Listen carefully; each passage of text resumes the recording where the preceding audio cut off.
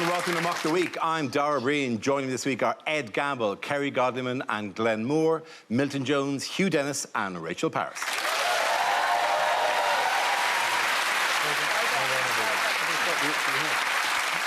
We start with a round called Picture of the Week. I show the panel a topical image and ask them to tell me what is happening. So what is going on here? Is this when your dealer's around the corner and you just can't wait? I think in that picture he is putting his left leg in, so I'm fairly sure he's doing the hokey cokey. You're thinking, I've just got to get home before the condom disintegrates. I don't think it's got anything to do with drugs. I think this is ventriloquist's dummy on run after escaping from suitcase. I'd be running scared as well if I was being chased by an invisible cyclist. It's part of a regular race that he runs with other people around the Monopoly board sites in London. And you get £200 if you pass Gove.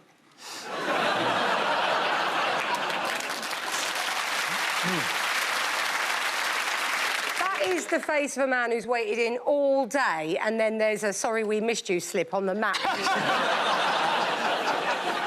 I can run forever, me. I can run forever. I can run forever, me. I can run forever.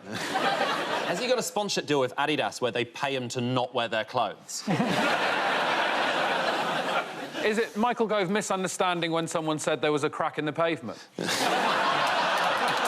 beautiful. Anyone the actual answer is? This, Yes. I believe, Dara, Yes. is Michael Gove. It is. Thank you very much. Cheers, Michael Gove.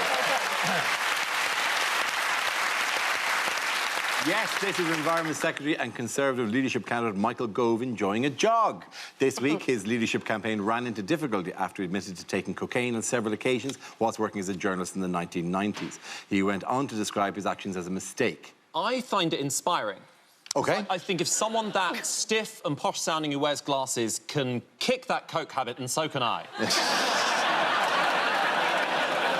Not enough people are looking at it as an inspiring story. Really, not enough people are seeing the positive No, in it. I can understand the disappointment because, I mean, he started that campaign of clean for the Queen, and I thought he was clean for the Queen, but it turns out he was just polluted for the suited and booted, and I find that gutsy. I think it's quite clever what he's doing. He's basically making illegal drugs uncool one by one. Like, he said he doesn't done coke. Now, no one's ever going to do coke ever again. Yeah. If he said he stabbed someone in the 90s, we could end knife crime. He had a great time in ISIS. He loved his time in ISIS so much. I'm coming back right now. It made him the man he is. It made him the man he is, ISIS. He might look unlikely, but I'm sure this is going to escalate. I reckon by the time this is broadcast, he will have been revealed as H. From Steps.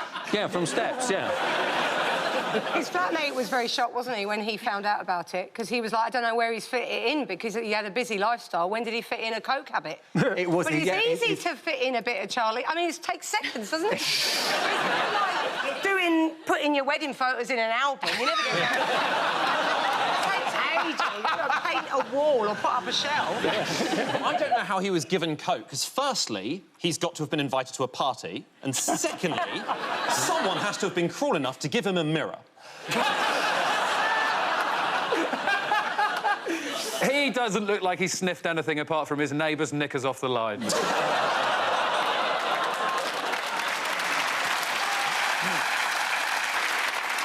At the point where Michael Gove is worried that his political career will be ended by these revelations, our general tone is, you didn't. You didn't. Like, you didn't. You didn't know things you did. So, therefore, it was all for nothing.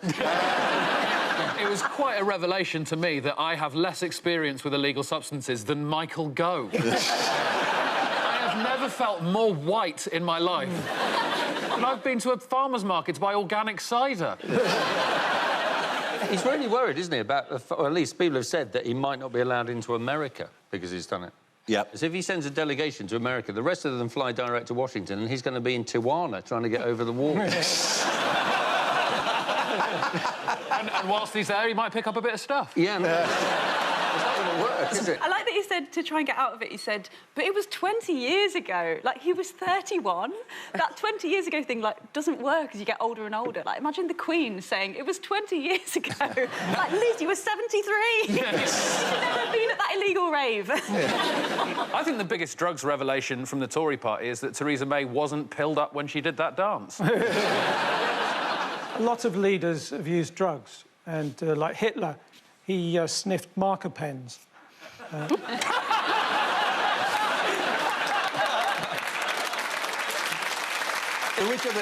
Who else is as in this? Andrea Leadsom, it was a headline. It's a bizarre. It's amazing when Andrea Leadsom, there was a headline, and went weed at university. You think, well, I hope she did. She was there for 3 years. Jeremy Hunt, of course, admitted to having a cannabis lassie in India, which he's admitted to taking drugs, but he's sticking within the broad Tory remit of blaming foreigners. Cannabis lassie, or as he's better known, Scooby-Doo. I think that's great. I just came up with that. I'm really happy with that. The more you think about it, munchy, wah, wah, wah, wah.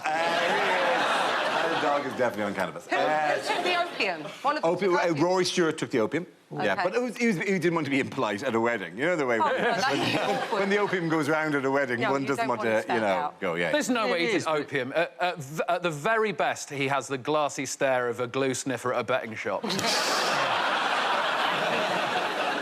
And they're almost cliches. The first is, yes, it had no effect on me. Yes, I took it, but it had no effect on me. Yeah. They all had none of these are... And you kind of wonder, how did the drugs catch on? Because they clearly don't seem to work. I mean, why have they become so popular, given that they seem to have no effect? Like, you're just thinking, you're doing it wrong then. It's just yet another thing that you're inept at. Yeah. Boris Johnson was the best. He's admitted to nearly taking cocaine, but sneezing at the last second and blowing the cocaine everywhere. Even when he tries to be edgy, he somehow ends up as Mr. Bean. Where he goes, well, I nearly used a sex worker, but just at the last minute I slipped and my head got stuck in a turkey. Who was Matt Hancock also been at cannabis use this week? It's like a massive AA meeting. But the cannabis use can't have led to this design choice at his launch. I mean, this is ridiculous.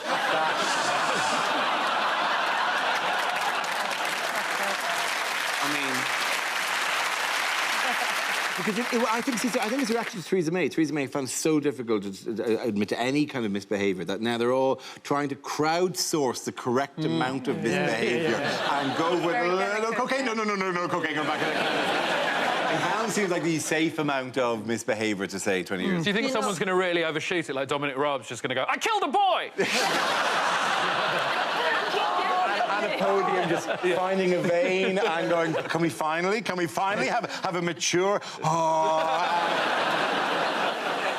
OK, in other news, what scandals have dogged Labour this week? Well, there was a guy called Peter Wilsman, is that right? Yeah. Who was on the NEC, and he's 76, and he was accused of sort of sexual harassment, of sending texts to a much younger woman saying things like, I'm in my pyjamas. Sexy. Fortunately, he was so old he didn't know how to send a photo. So only good. I don't know the full content, I don't know the full tone of it, like whatever, but it does sound. I mean, there can't be any way in which this is an erotic thing to send to somebody. No, to go, that's how you get out of sex. You go, oh, I've got my pyjamas on. When you get over 70, that's what sexting is. Next it'll be, oh, I'm walking downstairs in my long nightshirt and funny hat. I'm holding a candle. Does that make you randy? Oh, I'm just pouring out my Horlicks.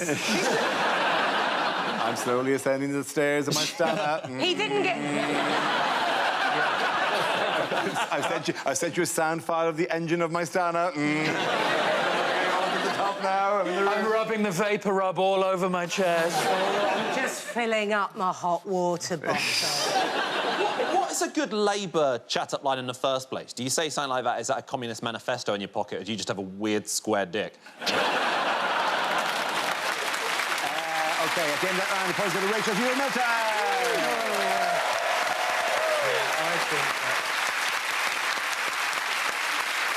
Now we play a round called Blow, Blow, Blow Your Vote. This game Involves Glen Moore and Milton Jones. If you could make your way to the performance area, please. This round is a stand-up challenge. I launched the Wheel of News, and wherever it chooses to stop, one of our performers must step forward and talk about that subject. OK, here we go. Let's spin the wheel. The first subject is domestic life. Who wants to go? Glenn. I've got two housemates, Sarah and Shalil. And it's not the Sarah and Shalil. I think a lot of people get excited when I say I lived with Sarah and Shalil. It's not the famous Sarah and Shalil you're probably thinking of. I think a lot of people think I'm talking about Sarah and Shalil from AQA's 2007 GCSE Maths exam question 3. No. You know, like Shalil had 5 apples and Sarah took away 3 of them. It's not them. It'd be mad if it was. No, I like my housemates, but the problem is they've got way better jobs than me, and they always complain about those better jobs. Like, my housemate Sarah, she works at ITV, always complains about the fact she has to start work at 8 a.m. Like, I argued if she hated it so much, she's just changed department, work at ITV+1, start at 9. My housemate Shalil, on the other hand, has got a way better job than me, and it really bothers me because he's a lot more stupid than me.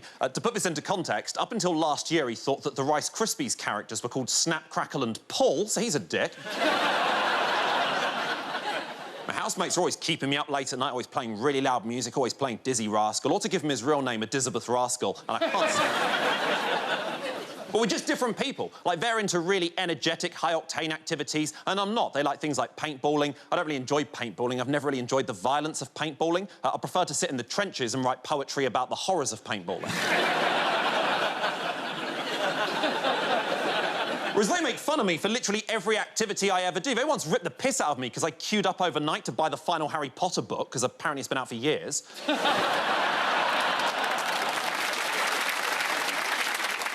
We got kicked out of our flat a few years ago, and it was a nightmare. I remember saying goodbye to my housemates for the final time. I said goodbye at a train station, then we all went our separate ways. Sarah departed Paddington on a train leaving at 65 miles an hour. Shalil departed one on... I thought it was just bad luck that I'd lived with people I didn't like. I'm an unlucky guy. I come from an unlucky family. Like my dad, for instance, unluckiest person I've ever met. Last year, he was travelling in an Uber for the first time, fell asleep for 1 minute, got given 1 star. That is bad luck. Uber said he was a bad driver, but that is bad luck.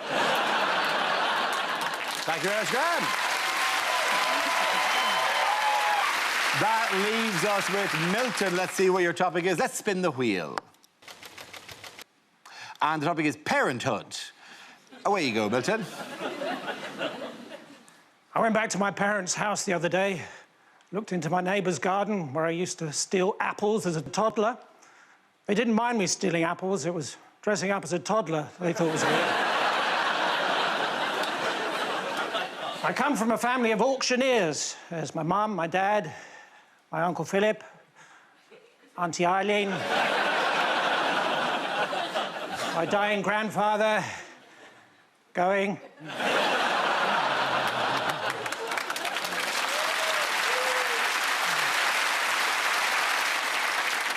I said to my dad, I keep making mistakes. He said, you're talking to the wrong person. I said, oh, no, not again. He said, well, it wasn't as bad as that Uber driver I had the other day. He fell asleep.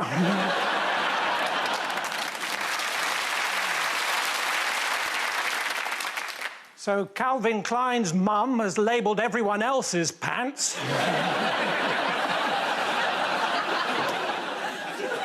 When my daughter was born, she had jaundice, so there she was, small, round and yellow. We called her Melanie.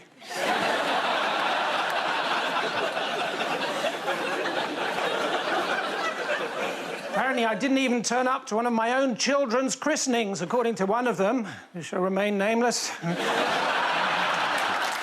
much, Milton. Very good. Okay, lads, the points go to Glen Moore. Well done. Woo. Our next round is called If This Is the Answer, What Is the Question? On the board are 6 categories. Rachel, which category would you like? I'll take a gamble on sport, please. All right, Gran, you're going to try sport. OK, the answer is about 1 million. What is the question? Is it how many emails do I get from Groupon every single day? Is it how many times a month does my exaggeration club meet?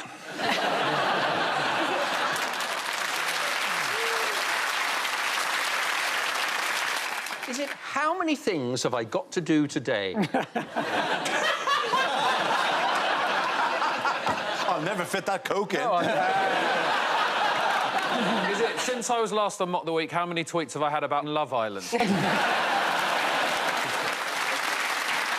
Have you slept with anyone yet? Have you slept with anyone on the island Have I yet? slept with anyone on the island? yet? Yeah. Yeah, why not? I'm just going to own it now. Yeah, I'm on Love Island and I commute to do Mock the Week. Have you seen that Twitter account that's a mixture of you and the guy? Yes, of course, I've seen Curtis Gamble 12. Oh, good. Is it making you cross? Is it making me cross? Oh, only in the sense that the moment I wake up every day until the moment I go to bed is just an onslaught of social media about me being on fucking Love Island. It's got to have a niche. It's not my niche! Is it the prize money in the new game show Who Wants to Be Approximately a Millionaire? Is it what ransom does, like, quite a relaxed kidnapper ask for? It's whatever you can rustle up. Yeah. You know, I mean, I'm not picky about this, you know, like just a couple of bags worth. How many times has Diana Ross been phoned up by people trying to get Dinah Rod?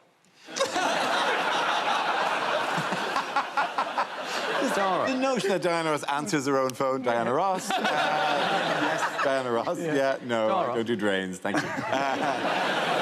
How many people would my Uber driver have to mow down before I gave him anything less than 5 stars? Dara? Yes? How many times have I told you not to do that?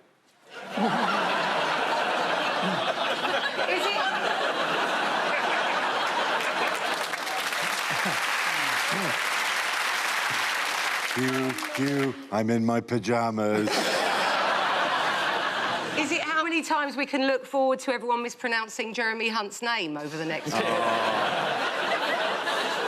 Is it when I have an evening to myself, how many steps does my watch say I've done? Is it how many decibels does the fox below my window orgasm at?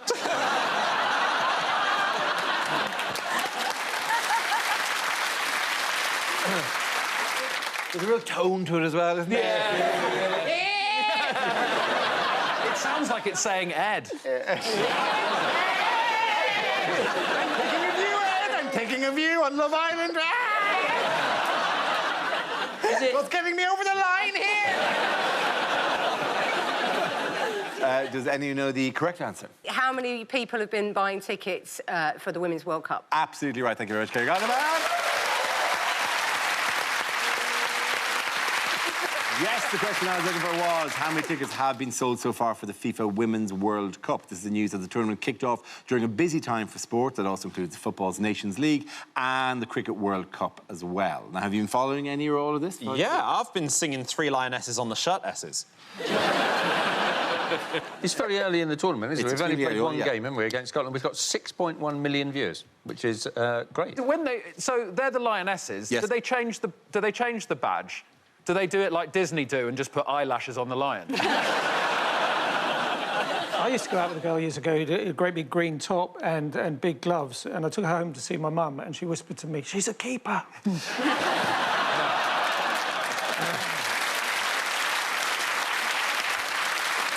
How has the women's manager, by the way, Phil Neville, been channeling Gareth Southgate? Who's Phil Neville? Phil Neville is the manager of the Lionesses. Yeah. Okay. Gareth Southgate is the manager of the men's team. Is Phil Neville allowed in the dressing room for the half-time team talk? Or does he have to be sort of like, we're doing a really good job? Look me in the eye and tell me you can't do better. Okay, right, really need to improve. That's quite right. Actually, are you going to talk about Lotus Sport? No. Because I've got a note. Oh, OK. I don't think so.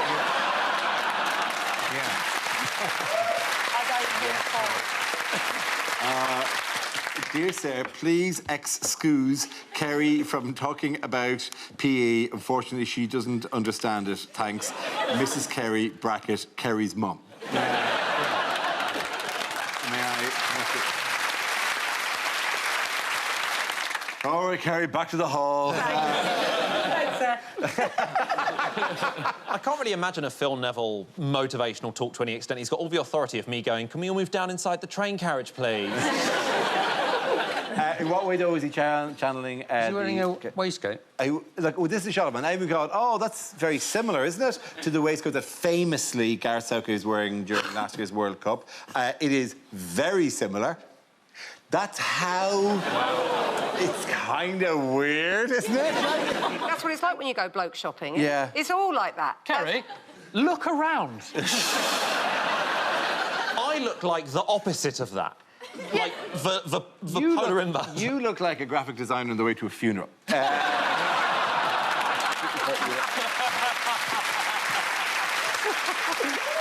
I think it would be nice if we stopped focusing on what the men are wearing and actually maybe listen to them for a change.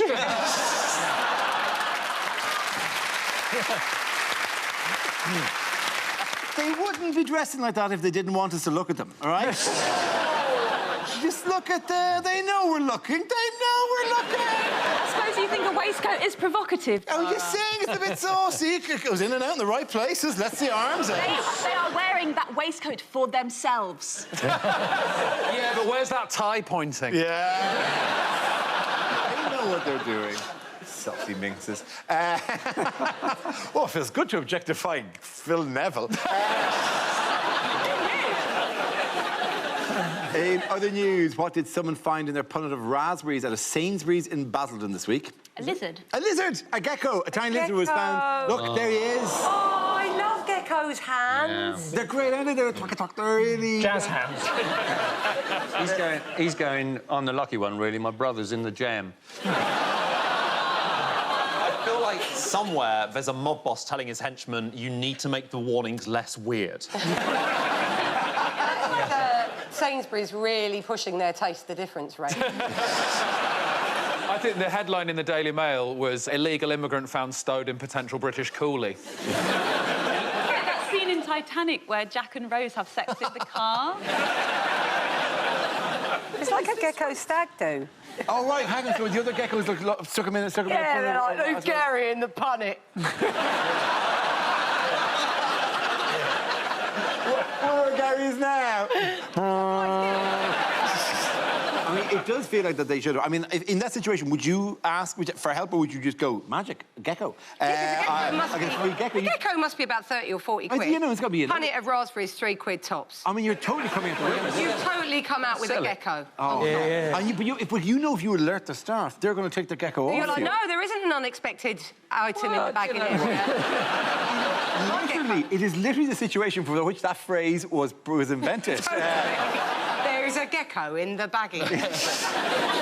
Do you think he is one of the ingredients of a Black Forest gecko?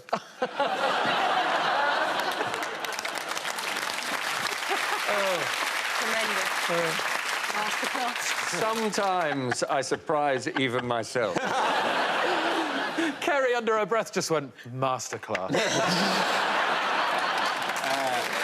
Okay, again, that round of applause to the Glen Moore.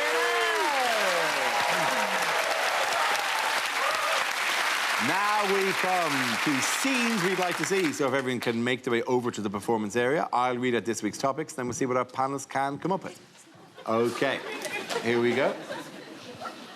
The first subject is unlikely things for a sports commentator to say. Wimbledon, day 3. Still not seen one fucking womble. Pass, pass, pass, another pass. Sorry, I'm on Tinder.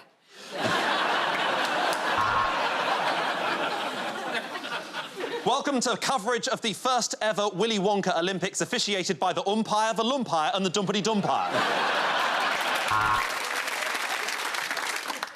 Oh, and that's some excellent curling. I have never seen a dog take a shit like that before. And that was 9.6 seconds.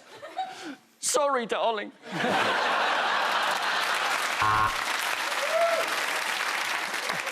There is Hamilton. Hamilton is driving at 180 miles an hour. This is not the musical I expected.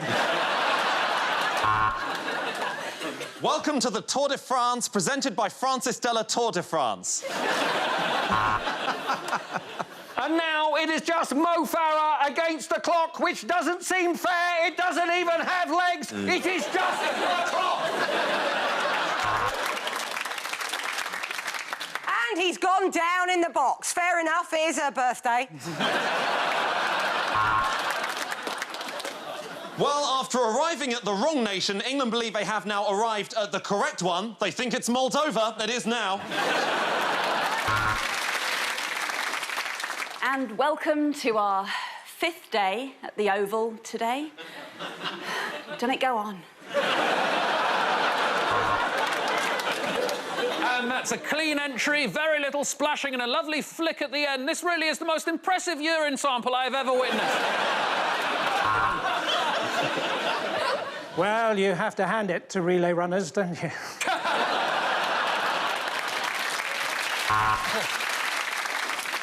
Oh, the parachute has failed to open at 300 metres, and you can't make mistakes like that at this level. Oh, this is the campest Grand National I've ever seen. Oh, sorry, it's the dressage. Has that crossed the line? She's calling HR, so I think it did. Oh, and he scored! What a weekend Michael Gove is going to have. The next topic is unlikely lines from a romantic novel. I know I promised you fellatio for your birthday, she said, but they didn't have any, so I got some vermicelli. Ever since our night of passion, I've burned for you, she said. Desire? He asked. No, cystitis, she said. Turn the light off, she said. What about all the boats? Said the lighthouse keeper.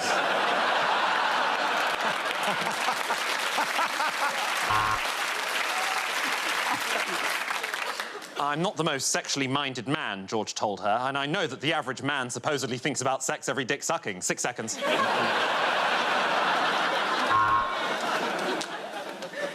Be mine. Had she heard right? No, he said. B minus. This essay is shit. Anastasia Steele stood in front of Christian Grey, dressed as a mummy. Oh, I'm sorry, she said. I thought you said you were into bandage.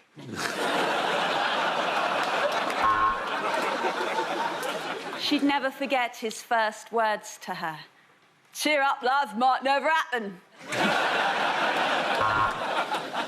He gasped as her hair cascaded down. Well, it was February. Who waxes in winter? Carry me upstairs, she said. I'd rather not, said the lighthouse keeper.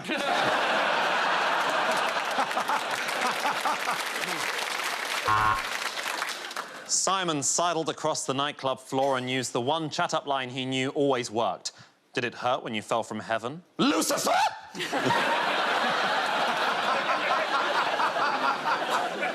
He was literally perfect in every way, as far as she could tell from the dick pic.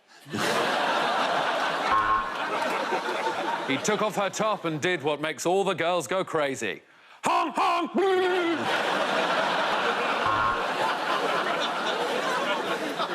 I wish I knew how to quit you, said Michael, honking another massive line of cocaine.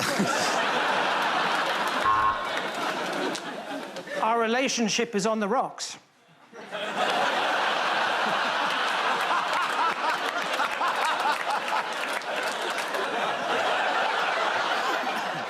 That's inevitable, said the lighthouse keeper.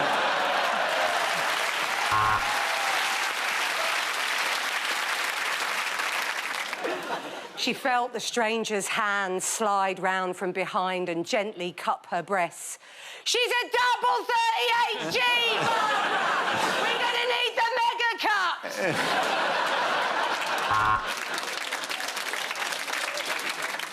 I am with child, she said. Yeah, but you're not actually a child, so it's still full fare.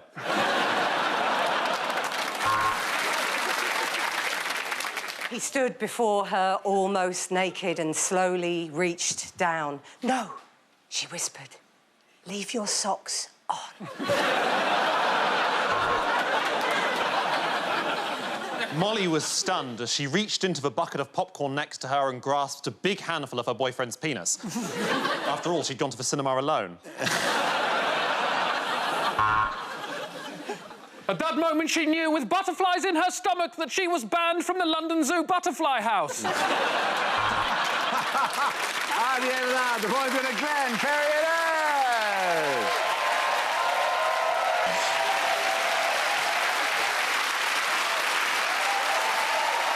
And that's the end of the show. This week's winners are Ed Gamble, Kerry Godliman and Glen Moore. Commiserations to Milton Jones, Hugh and Rachel Parris. Thank you for watching. I'm Dara. Good night. Well, what would Malcolm Tucker make of the news? Watch all 4 series of The Thick of It on BBC iPlayer now. And Ramesh reviews the big stories of the week, and he's not alone. The Ranker Nation, Sunday night at 9 here on BBC Two. And catch last weekend's episode at 11:15, straight after Newsnight, next.